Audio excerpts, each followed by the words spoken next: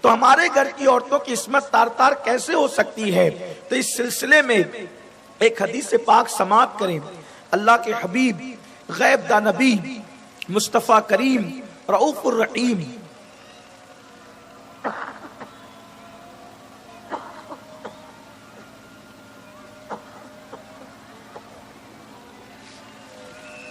صلی اللہ علیہ وآلہ وسلم کی بارگاہ میں ایک جوان آتا ہے اور وہ جوان آ کر عرض کرتا ہے، یا رسول اللہ صلی اللہ علیہ وآلہ وسلم، مجھے زنا کرنے کی اجازت دیں۔ یقیناً یہ اس جوان کی جرأت کتنی بڑی تھی، بلکہ اگر حدیث کو آپ گہرائی کی نظر سے دیکھیں تو پتہ چلتا ہے کہ وہ حالات کے آگے کتنا مغلوب تھا، وہ اپنے جذبات کے آگے، اپنی خواہشات کے آگے کتنا مغلوب تھا، کس قدر اس پر اس کی شہوت غالب تھی، کس قدر اس کی خواہشات غالب تھی، کس قدر اس کے اندر گناہ کا جذبہ کا غلبہ تھا کہ آج ایک انسان، ایک جوان کسی مسجد کے امام سے یہ بات نہیں کر سکتا، لیکن اس جوان کے اندر گناہ کی خواہشات کتنی انگڑائی لے رہی تھی کہ اس نے ہمت کر کے یہ بات مسجد کے صرف امام سے نہیں بلکہ امام الانبیاء سے کیا، سید الانبیاء سے کیا، مصطفیٰ جان رحمت صلی اللہ علیہ وآلہ وسلم سے اس نے کہا کہ یا رسول اللہ، آپ مجھے زنا کرنے کی اجازت دیں۔ حالانکہ کوئی مذہب دنیا میں ایسا نہیں ہے جس مذہب میں زنا کرنے کی اجازت ہو۔ ہر مذہب میں زنا کو برا جانا گیا ہے، اور زنا وہ گندگی ہے، پاپ وہ گندگی ہے، بدی وہ گندگی ہے کہ اللہ اکبر انسان کے جسم پہ نجاست لگ جائے تو چند چلو پانی سے اس کو دھلا جا سکتا ہے، لیکن زنا وہ بدترین گناہ ہے۔ جب کوئی بندہ زنا کرتا ہے اور اس کے دل پر زنا کے گناہ کے دھبے لگتے ہیں، اگر وہ 7 سمندروں کے پانی سے غسل کر لے تو اس کے دل پر جو گناہ کا دھبا لگا ہے، 7 سمندروں کا پانی بھی اس کے دل پہ لگے ہوئے گناہ کے دھبے کو دھل نہیں سکتا۔ اور اللہ اکبر، بعض گناہ ایسے ہیں کہ جو فوراً معاف کر دیے جاتے ہیں، بعض گناہ ایسے ہیں جو توبہ کی برکت سے معاف کر دیے جاتے ہیں، لیکن زنا وہ گناہ ہے کہ جس کی سزا انسان کو اس کی نسلوں تک ملتی رہتی ہے اور اس کی نسلیں پریشان رہتی ہے۔ بہت سارے لوگ کہتے ہیں مولانا میں نے کیا گناہ کر دیا، میں تو نماز بھی پڑھ رہا ہوں، ہر سال عمرہ بھی کرتا ہوں، میں تو حج بھی کر چکا ہوں، زکوٰۃ بھی دے رہا ہوں، لیکن پریشان رہتا ہوں۔ ممکن ہے اس کے خاندان میں اوپر اس کے باپ داداؤں نے کسی کی عصمت کو تار تار کیا تھا، جس کی نحوست آج تک ان کی اولاد کو پہنچ رہی ہے، اور اللہ اکبر ان کو بے چین اور بے قرار کر رہی ہے۔ کسی نے کہا تھا لمحوں کے گناہوں نے صدیوں کی سزا پائی، یہی معاملہ انسانوں کے ساتھ ہوتا ہے۔ جوانی میں گناہ کرنا بہت اچھا لگتا ہے، لیکن جوانی کے جذبات میں بہ کر گناہ کرنے والوں سے میں پوچھنا چاہتا ہوں، اپنی اولاد کا بھلا چاہنے والوں، اپنی نسلوں کا بھلا چاہنے والوں، اپنے خاندان کا بھلا چاہنے والوں، مجھے بتاؤ 2 منٹ کی لذت کے لیے، لمحے بھر کی لذت کے لیے تم اپنی دنیا بھی تباہ کر رہے ہو، تم اپنی آخرت بھی تباہ کر رہے ہو، اپنی نسلوں کی آخرت بھی تباہ کر رہے ہو، اپنے نسلوں کی دنیا کی خوشیوں کو بھی چھین رہے ہو۔ اس لیے یاد رکھنا، اسلام نے گناہ کو اور زنا کے خاتمے کے لیے نکاح کو عام کرنے کا حکم دیا ہے۔ میرے آقا مصطفیٰ جان رحمت صلی اللہ علیہ وآلہ وسلم نے فرمایا نکاح کو اتنا آسان کر دو کہ زنا کرنا مشکل ہو جائے، نکاح کو عام کرو،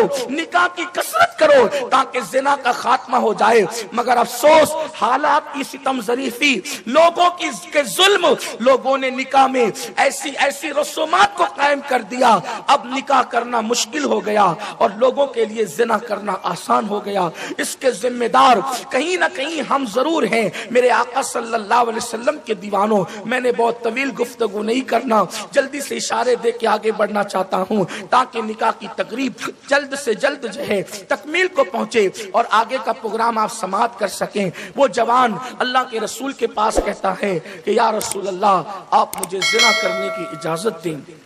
محفل میں جو صحابہ تھے وہ غصے میں آ گئے، کسی نے تلوار نکال لی، इस जालिम की गर्दन उड़ा देंगे, इसने हमारे नबी से ऐसा सवाल क्यों किया। मगर कुर्बान रहमतुल लिल आलमीन की, रहमतुल लिल आलमीनी पर, हुजूर के अखलाक पर, हुजूर के किरदार पर, हुजूर की उम्मत से मोहब्बतों पर, हुजूर की उम्मत से शफकतों पर, हाय हाय, आने वाला जिना की इजाजत मांगता है, लोगों की तलवारें निकल जाती है, मगर अल्लाह के रसूल सल्लल्लाहु अलैहि वसल्लम जिसने ये पैगाम दिया, गुनाह से नफरत करो, गुनाहगार से नफरत मत करो, मर्ज से नफरत कर सकते हो लेकिन मरीज से नफरत मत करो। अल्लाह के हबीब गैब दा नबी, हम सबके आका व मौला, हमारी आंखों की ठंडक मुस्तफा जान रहमत सल्लल्लाहु अलैहि वसल्लम ने तलवार निकालने वाले सहाबा से फरमाया, ये बात मुझसे करता है, जज्बात में तुम क्यों आते हो। उसके बाद मेरे नबी ने उस जवान से कहा, ए जवान, क्या तू इस बात को पसंद करता है कि कोई तेरी माँ के साथ जिना करे। उसने बहुत जज्बाती कैफियत में कहा, चूंकि माँ की बात हो रही थी, उसने कहा नहीं या रसूल अल्लाह, मैं ये पसंद नहीं करता कि कोई मेरी माँ के साथ जिना करे। फिर मेरे करीम आका ने फरमाया, क्या तू ये पसंद करता है कि कोई तेरी बहन के साथ जिना करे। उसने कहा नहीं या रसूल अल्लाह, मैं ये भी पसंद नहीं करता। फिर मेरे सरकार ने फरमाया, तेरी बेटी और तेरी बीवी के साथ कोई जिना करे, क्या तू इसको पसंद करेगा। तो उसने कहा नहीं या रसूल अल्लाह। तो मेरे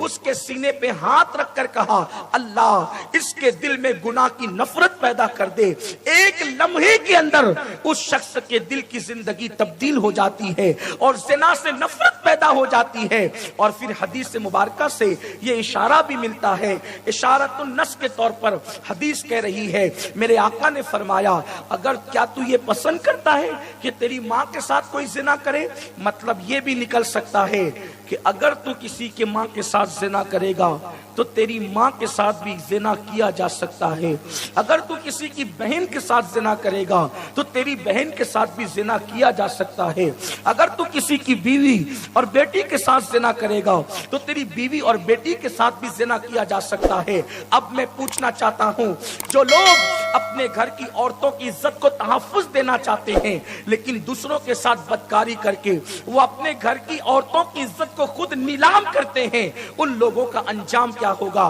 तो ये निकाह के पहले की जिंदगी है। इंसान निकाह से पहले की जिंदगी को बदी से पाक रखे, पाक दामन रहे, नेकियों पर कायम रहे, नेकियों पे इस्तिकामत रखे और फिर जब निकाह करे तो निकाह करते वक्त भी उसको चाहिए कि वो निकाह करते वक्त कोई ऐसा काम न करे जिससे अल्लाह और उसके रसूल नाराज हो जाएं। आज लोग निकाह करते हैं, एक सुन्नत पर अमल करने के लिए निकलते हैं, हजारों बिदात और खुराफात में पड़ते हैं, डीजे लगाए जाते हैं,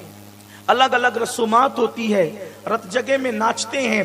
गाने गाते हैं, ढोल पीटे जाते हैं और अल्लाह रसूल को नाराज किया जाता है। बेपर्दगी होती है, मर्द और औरतों का इख्तिलात होता है। ये सारी चीजें अल्लाह रसूल को नाराज करने वाली